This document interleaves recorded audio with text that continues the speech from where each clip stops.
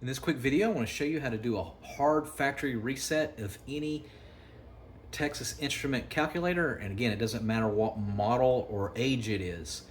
So the first thing I want you to do is locate the batteries. Some of them use the older ones actually use AAA batteries. Some will actually use like an old CMOS battery that looks like this, the 2032, but it doesn't matter.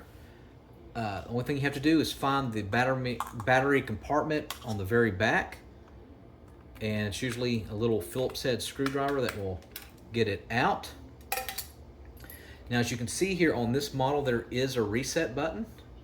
So what you can do is take your small Phillips head, or you can get like a paper clip, and you just hold it down and you don't let go for about 10 seconds. You can let it go, and in this way you won't even have to take the battery out. This goes to the TI-Nspire CX-CAS. However, even this one, locate your battery and then remove the battery like this.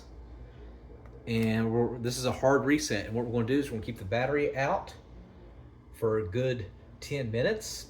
And then with the battery out, you're actually going to hold down the power button for 10 seconds and don't let go. 10 to 15 seconds while the battery's out.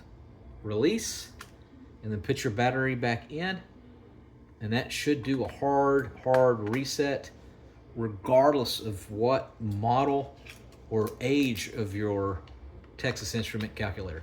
It's very important, put in the comment section what model you have. Do you have an Nspire? Do you have a TI-84? Do you have one like this, the Nspire CX? What do you have?